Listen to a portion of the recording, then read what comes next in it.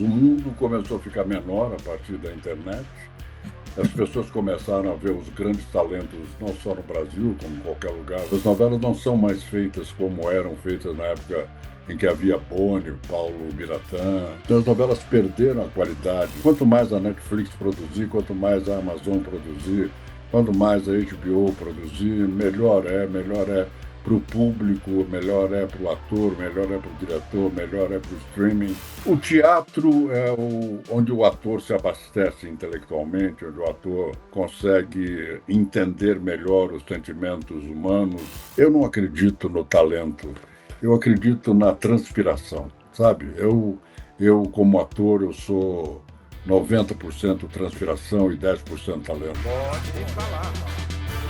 Olá, começa agora o programa Pode Falar, onde discutimos os temas mais relevantes e atuais com as vozes que fazem a diferença no Brasil e no mundo. Hoje temos uma edição especial trazendo um olhar profundo sobre o mercado artístico brasileiro, as mudanças no cenário das novelas, o espaço do cinema e os desafios enfrentados pelos nossos atores. E para conversar com a gente, temos um convidado ilustre, o ator Flávio Galvão, um dos grandes nomes da dramaturgia brasileira, com uma carreira brilhante em novelas, teatro, cinema. Então vamos lá com Flávio Galvão. Flávio Galvão, eu fiz uma introdução aqui sobre a sua carreira, uma rápida, curta introdução, porque se eu for falar sobre sua história no cinema, na televisão, no rádio, no teatro, eu vou gastar meia hora de programa. Então dá para fazer só um resumo. A curta tá boa. Minha carreira é curtinha, 57 anos de profissão, tá tudo em cima. Flávio, como é que você vê hoje o Brasil se destacando internacionalmente com filmes premiados? O filme Ainda Estou Aqui, dirigido por Walter Salles, com a atriz principal Fernanda Torres, foi indicado, né? Principal categoria do Oscar 2025 de melhor filme, né? Graças a Deus, graças a Pois Deus. é, Eu gosto muito isso abre porta para da a ideia produção de nacional. que um cineasta que já foi indicado antes com o filme da Fernanda Montenegro, já teve uma indicação anterior, há uns 10 anos atrás, ser indicado agora novamente, e a Fernandinha Torres ganhar o prêmio, o Globo de Ouro, me deixa muito orgulhoso, muito satisfeito. Acho a Fernanda uma excelente atriz, uma pessoa que é muito querida minha, então fiquei bastante feliz e orgulhoso. E orgulhoso do Walter Salles, que podia estar desfrutando da fortuna que ele tem, porque ele é banqueiro, e ele aproveita essa fortuna para fazer cinema e fazer cultura nesse país tão inculto e tão anticinematográfico. Flavinho, você acha que os atores brasileiros eles estão buscando essas oportunidades fora do Brasil, como em Hollywood, por exemplo, por necessidade ou por reconhecimento internacional, hein?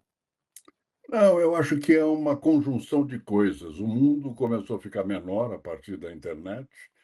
As pessoas começaram a ver os grandes talentos, não só no Brasil, como em qualquer lugar. Você vê, por exemplo, tem um filme do Quentin Tarantino, que o grande ator é um alemão, que faz muito bem, inclusive. Então, eu acho que o mundo ficou menor e os talentos estão sendo reconhecidos, inclusive porque existe a internet, porque você pode ver nos streamings coisas novas, atores interessantes e atores que podem nascer na Malásia, em Hollywood ou no Brasil. O esse Essa queda das novelas no Brasil, né, da audiência, né? Novelas sempre foram a grande vedete da televisão, inclusive do Brasil, né? Mas houve uma queda de audiência com a internacionalização das mídias digitais e tal. Você acha que é algo natural ou esses atores indo atrás do cinema ou é uma grande opção hoje do mercado ou uma das poucas opções que o ator tem?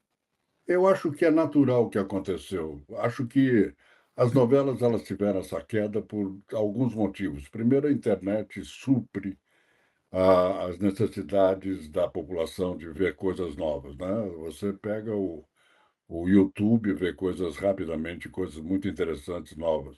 Segundo, as novelas não são mais feitas como eram feitas na época em que havia Boni, Paulo Biratã. Então, as novelas perderam a qualidade, né? Tinha Gilberto Braga, tinha Silvio de Abreu, tinha grandes autores. Elas perderam a qualidade e foram ficando num marasmo, umas novelas que não chegam a ser mexicanas, mas também não são brasileiras. Então o público se desinteressou pela novela feita no Brasil. Acho que é uma questão de acomodação. Já já o mercado se acomoda e as novelas voltam a ser a mesma febre que tinha antes. Talvez nunca mais deem 90 pontos de audiência, como Tieta deu, mas novelas bem feitas, eu citei Tieta, aqui em São Paulo, aqui no Brasil, estão reprisando Não Vale a Pena Ver de Novo Tieta e está dando mais na reprise do que a novela das 9 da TV Globo. Então é sinal de que uma boa novela sempre dá audiência. Agora, Flávio, o pessoal está fazendo muito também séries, né? Essa É, coisa do streaming, essa Netflix, Amazon Prime, e até mesmo a própria internet, as pessoas têm mais necessidade de ver algo mais rápido, mais curto, né? Novela é longa, tem novela 300 capítulos, 600 capítulos. Será que por isso também, é também por isso. não é? Novela de 600 capítulos, teve uma só, parece, que chamava-se Redenção, na TV Excelsior, há muitos e muitos anos atrás. Eu não, nem vi, mas sei que existiu. Tem novela de 600 capítulos. Quando eu era diretor da TV Zimbo, me ofereceram uma novela portuguesa, De 600 600, capítulos. É claro que eu não é, comprei. Imagina, você é ficar um ano assistindo claro uma que não. novela sem ter o É final. claro que não. É, mas isso é a novela portuguesa, eles gravam 300, reprisam 300 e dá 600. É uma coisa. E como é que você avalia esse impacto, Flavinho, no cenário audiovisual brasileiro? Essa presença da Netflix, da Amazon Prime, as Eu plataformas de vejo com streaming. muito bons olhos. Eu acho que a gente tem que ter parceiros de todos os níveis, né? Quanto mais a Netflix produzir, quanto mais a Amazon produzir, quanto mais a HBO produzir, melhor é para o público, melhor é para o ator, melhor é para o diretor, melhor é para o streaming. Você porque hoje em dia a tua vida se reduz realmente a um celular. Você está preso do banco que você tem conta ao divertimento que você faz através do celular. E quanto mais o streaming for forte, melhor é para a audiência, melhor é para o streaming. Ô, Flavinho, quais são as diferenças entre atuar em novela e no cinema, em termos de preparação e entrega artística? Há diferença? E aí podemos colocar também o teatro junto. É, a O teatro é onde o ator se abastece intelectualmente, onde o ator consegue entender melhor os sentimentos humanos, a vida, consegue se aprofundar. O cinema é a arte do diretor. O diretor é o grande mestre do cinema. E a televisão é a arte do patrocinador. Sem o patrocínio, você não faz absolutamente nada na televisão. Agora, as diferenças para você como ator, né, para atuar, elas são sutis, ou seja, um ator de televisão ele tem que ser um pouco mais econômico do que no teatro, ele tem que economizar, ele tem que passar no close dele, na telinha, todo um sentimento no olhar. No cinema também, mais ainda, mais econômico, e no teatro você pode ser mais exuberante. São técnicas que você vai aprendendo com o tempo, sabendo dosar e sabendo.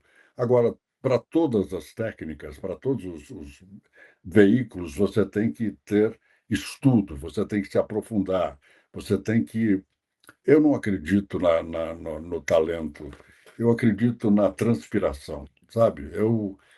Como ator, eu sou 90% transpiração e 10% talento, porque não dá para ir no talento, não dá. No talento, o ator de teatro, por exemplo, faz um belo espetáculo na sexta-feira, no sábado ele perde a voz se ele não tiver estudado, se ele não tiver colocado a voz, se ele não tiver ah, aproveitado a vida dele para fazer da profissão uma coisa de excelência.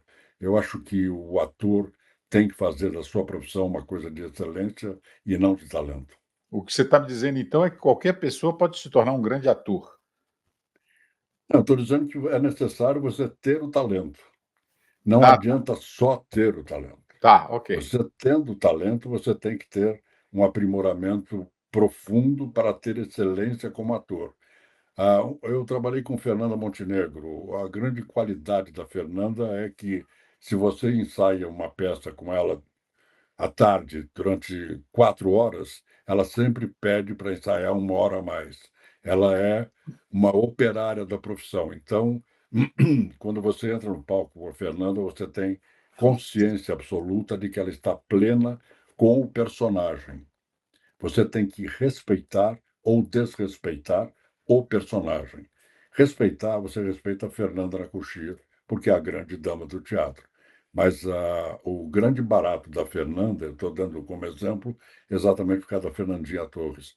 Estou dando como exemplo a Fernanda, que é considerada a maior atriz brasileira do momento. Então, ela é uma operária da profissão. Ela, Laura Cardoso, são pessoas que se aprofundam na profissão, que estudam, que é aquela coisa do Sócrates, né? Só sei que não sei. Hum.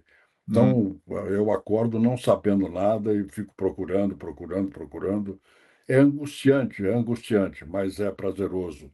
É assim que eu consigo descobrir coisas da minha profissão que me elevam como ser humano e como ator. E você acha que o mercado atual está mais receptivo a novos talentos ou ainda existe uma grande barreira para quem está começando? É difícil? Não, não, não. O mercado atual, todo o mercado é receptivo a novos talentos. Se você tem talento e se você tiver essa vontade de entender esse seu talento e de progredir nesse seu talento e de ah, fazer com que esse seu talento seja ah, límpido, que ele tenha brilho. Você pode ter 18 anos ou ter 60, é a mesma coisa, o mercado te aceita. O grande problema hoje em dia não é do mercado, o grande problema hoje em dia é da humanidade. Tem um certo problema de etarismo, né? Então, você pega, por exemplo, novelas onde o avô da criança da novela tem 40 anos. Então, precisava ter um ajuste sobre essa coisa, sobre o etarismo. Os grandes atores brasileiros estão parados. Eu não posso me queixar porque eu não parei, mas grandes atores brasileiros estão parados por conta do etarismo. Ô Flávio, você disse aí que acredita no futuro das novelas. Por que você tem essa convicção? Que as novelas podem voltar a ter o seu lugar, ou pelo menos um lugar melhor do que elas têm hoje, em termos de Porque, audiência? porque as novelas são. A novela é a melhor forma de te entreter sem você prestar atenção, né? A novela te dá uma coisa que é o ufa. Você, né, você trabalha o dia inteiro, se cansa, pega o ônibus, está apertado, desce, toma um banho, senta e tem ufa. Ufa! E a novela te dá isso. Quantas novelas eram bem feitas, quantas novelas tinham história, tinham personagens interessantes, tinham atores maravilhosos, Bogos, Ari Fontoura, Ioná Magalhães, Carlos Alberto, Bruna Lombardi, Richelli, tinha atores que eram fantásticos, né? Bete Faria, atores maravilhosos, a novela sempre prendia. Eu acho que vai chegar um momento em que as televisões vão repensar e vão se reorganizar para fazer um produto de excelente qualidade, né? O grande barato da novela foi quando o José Bonifácio de Oliveira Sobrinho disse na emissora, é uma lenda que corre, que as novelas dele deviam ter a mesma qualidade que os anúncios que iam inseridos no meio da novela. Ou seja, as novelas da TV Globo tinham a qualidade de um cinema de alta performance. Esse era o grande barato das novelas. E elas foram perdendo, e por isso foram perdendo público. E foram perdendo público porque também as emissoras começaram a cortar os grandes talentos das novelas. É. E como toda profissão, Flávio, a carreira de ator tem muitos altos e baixos, né? A gente já conversou sobre isso uma vez, um É, período de muito trabalho e outros de bastante incerteza. Como é lidar com isso? Você já tem uma grande experiência nessa área e uma carreira brilhante, mas teve algum momento que deve ter parado em determinado momento. Como é que o ator fica nisso, Flávio?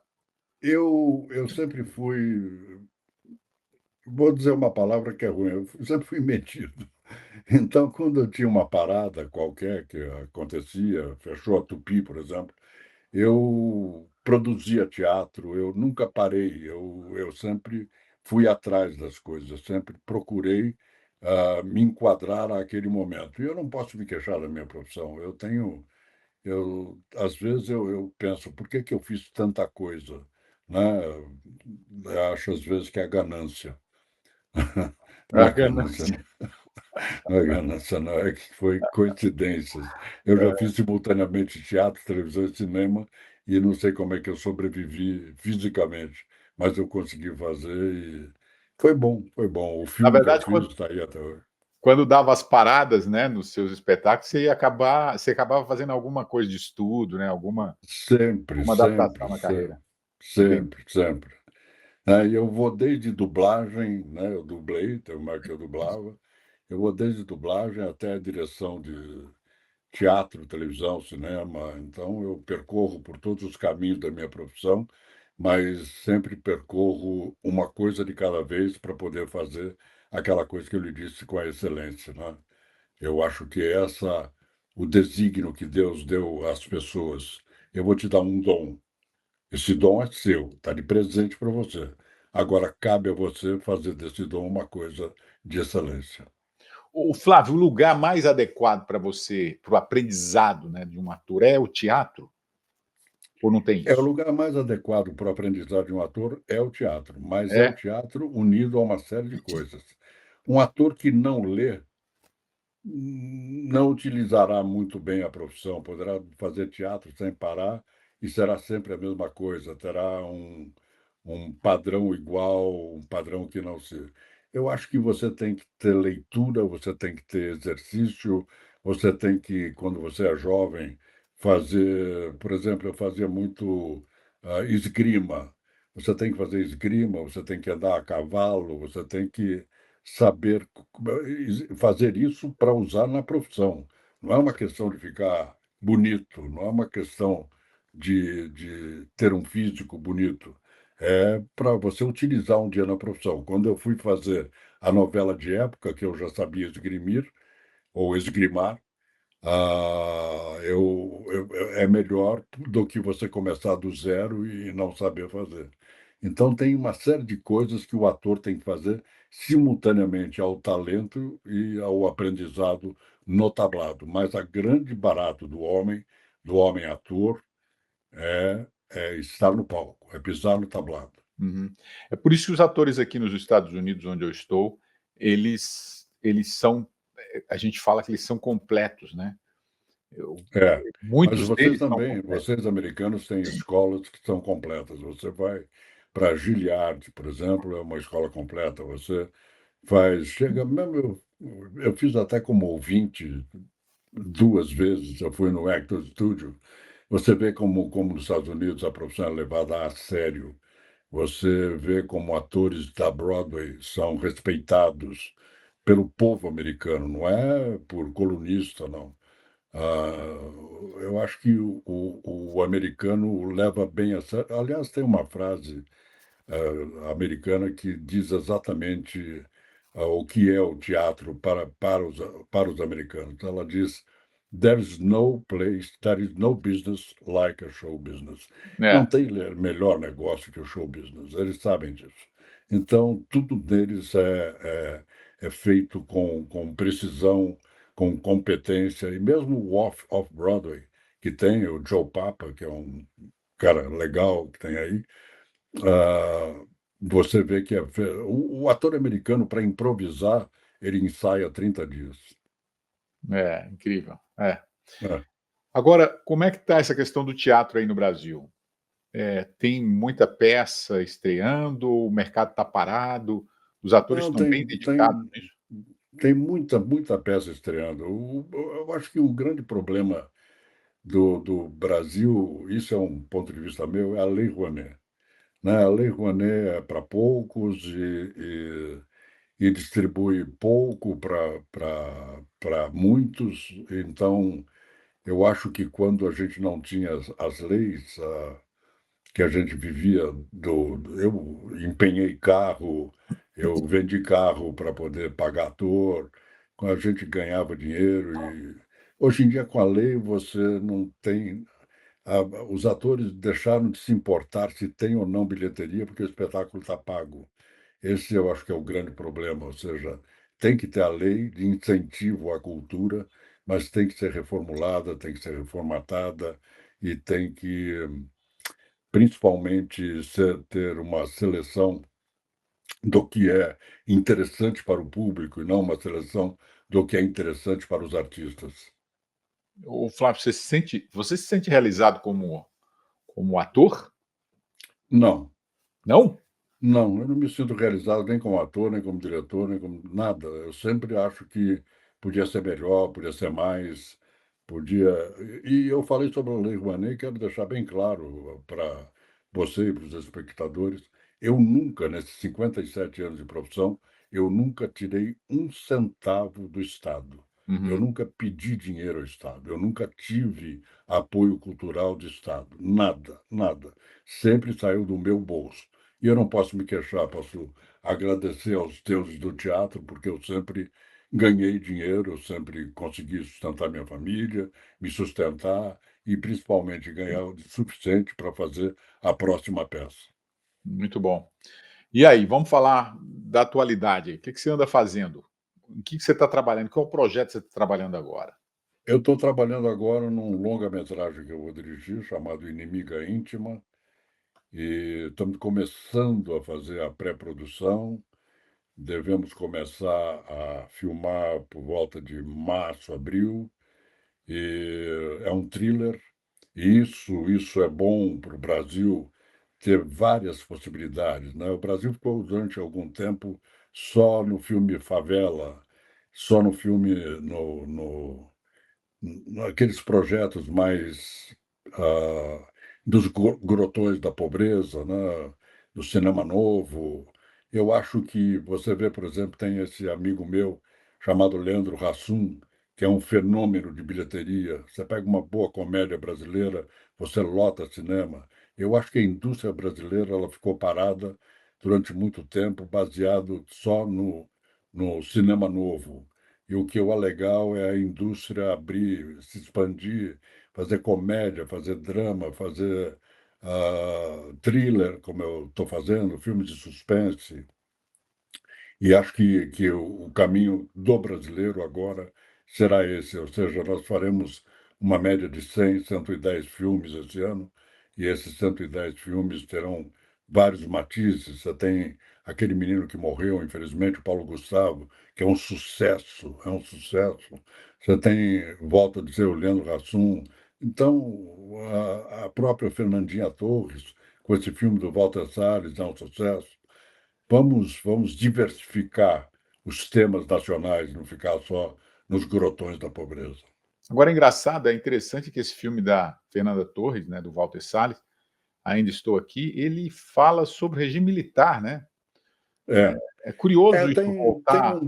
tem um problema que é grave, né? Isso não é de agora, é desde sempre. Ou seja, o cinema ele sempre foi muito ligado à ideologia. Então, teve uma época que só o Costa Gravaz ganhava prêmios porque era de esquerda. Teve uma época que o Michael Cimino ganhava prêmios porque era de direita, né? O Sam Peckinpah ganhava prêmios que era de direita. Então, acho que a gente precisa separar o que é bom e o que é ruim. Eu acho que o Walter Salles tem essa qualidade, ele consegue fazer do cinema dele o que é bom, independente de ser um filme que você vai dizer, bom, é de esquerda, porque é a história real do Rubens Paiva, mas é um filme que emociona, é um filme que te encanta e um trabalho da Fernanda que te deixa orgulhoso de ser brasileiro. Mas acho que a gente tinha que separar um pouco a ideologia Hum. do bom cinema, né? E isso desde a época do macartismo nos Estados Unidos, né? Na década de 50, até que isso foi rompido com o Kirk Douglas, que foi ganhar o prêmio de melhor filme, que era Spartacus, e falou assim: Olha, eu vou dizer a vocês uma coisa, durante a premiação, dizer a vocês uma coisa. Quem escreveu esse filme foi o Dalton Trumbo, que é um comunista que teve que sair do país, que mora lá no México, e quem assina é um testa de ferro. Vamos acabar com isso, isso é uma bobagem. E é uma bobagem, né? O Hum. grande ator, o grande diretor, o grande autor pode ter a ideologia que quiser. Ele só não pode fazer da ideologia dele a sua grande performance, ele tem que fazer da sua ideologia um grande apanhado do que o ser humano é. Se é de esquerda, se é de direita, não interessa ao cinema. Interessa você colocá-lo como humanidade, ou seja, esse cara é de esquerda por tais e tais motivos, ou por outros motivos. Esse cara é de direita e tal, mas não fazer disso, porque senão seria muito chato. Você pega o Bertolt Brecht e pega as peças dele que são humanas, que são viscerais, que Mãe Hum. Coragem, né, Alma Boa de Setsuan, são maravilhosas porque são emocionais. Ao mesmo tempo, você pega o teatro didático do Berlin Ensemble, é muito chato, porque é didático e a ideologia didática é muito chata.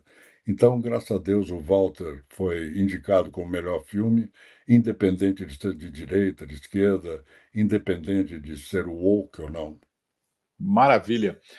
Flávio, você falou aqui na entrevista que é muito importante para o ator ler muito, né? Ler o quê, por exemplo? Só para. Porque tem muitas pessoas que assistem essa gravação aqui, são atores que estão começando para até saber que caminho que você trilhou, né? O que, que é? Qual a leitura que você dedicaria ou que ele tem que ficar? É alguma coisa voltada para o cinema ou é mesmo saber de mundo mesmo? Também para o cinema, mas o ator tem que ler bula de remédio. Você tem, sabe, você tem que ler de tudo. Você tem que ler o Stanislavski, você tem que ler o Chekhov, você tem que ler o Shakespeare, você tem que ler sobre economia, você tem que ler o Joe Adams, você tem que saber o que está acontecendo em termos, como é que foi a Revolução de 17, o que aconteceu antes, você tem que saber história, você tem que saber geografia, você tem que ler Dom Casmurro, do Machado de Assis, você tem que ler os grandes autores, ah, mestres da literatura, Balzac, não importa. O Uhum, importante é estar lendo. Você tem que ler O Príncipe de Maquiavel, sabe, tudo isso acrescenta a você uma pitada de alguma coisa, e aí eu vou usar uma palavra meio besta, uhum. me perdoe você e teus. Sabe, você só pode ser dialético se você tiver informação. É, Se você não tiver informação, você não é dialético. E é o requinte da vida, o requinte da sua vida mental, intelectual, é a dialética. tá vendo? A gente conversa com o Flávio Galvão, a gente conversa sobre filosofia também. Ô, Flavinho, vamos lá. Só para a gente encerrar, que o nosso tempo já se esgotou aqui. Qual que, se eu vou fazer essa pergunta para você, eu já sei a resposta, mas eu vou fazer. Qual que é o legado que você gostaria de deixar para o cinema, teatro e televisão? Ah, eu não sei exatamente. Eu sou aquela coisa do Raul Seixas, sou uma metamorfose ambulante. Mas eu gostaria de deixar o seguinte legado, quando pensar em mim, eu, assim, ele tentou ser um bom ator. Esse é o grande legado. Eu tentei ser um bom ator, um bom profissional, um bom diretor, e um bom amigo, principalmente um bom amigo das minhas relações. Acho que a minha profissão me deu condições de expressar sentimentos, emoções que eu nem sabia que possuía. Esse é o grande legado que a profissão deixa para mim. Ou seja, descobri dentro de mim que eu não sou esquizofrênico pelo simples fato de ser ator. Se eu não fosse ator, eu seria esquizofrênico. Isso é bom. Eu já sabia que você ia falar isso, que uma vez eu já te perguntei e você me disse essa frase. Muito bom, Flávio. Muito obrigado pela Obrigado. entrevista, muito obrigado por falar aí sobre o mercado, o cinema brasileiro, a televisão. A gente tem que estar sempre refletindo sobre isso para ver, É, para e, projetar o e futuro aí, né, das relações parabéns na ao mídia. Walter Salles, parabéns a Fernanda Torres, e vamos todos torcer para que venha esse Oscar, que até a Argentina, Los Hermanos, já tem um Oscar de melhor filme estrangeiro. Vamos ver se a gente ganha o Oscar de melhor filme. Vamos torcer muito para o Walter Salles, muito, muito, muito. Fantástico. E mandar para a Fernanda um afetuoso beijo, um carinho especial. Eu sempre me dei muito bem com ela. Ela que é uma grande atriz, uma atriz de excelência, e que esse seja o start de uma carreira internacional em que ela brilhe muito pela qualidade de atriz que ela tem. Muito bem, Flávio, Galvão, obrigado. Até o próximo programa. Muito obrigado por nos falar um pouco sobre isso. Você é meu irmão. Eu sei. Você sempre conte comigo em todas as circunstâncias. Um beijo a você, um beijo a todos os espectadores, um beijo na família, um beijo a todos. Beijo. Pode falar.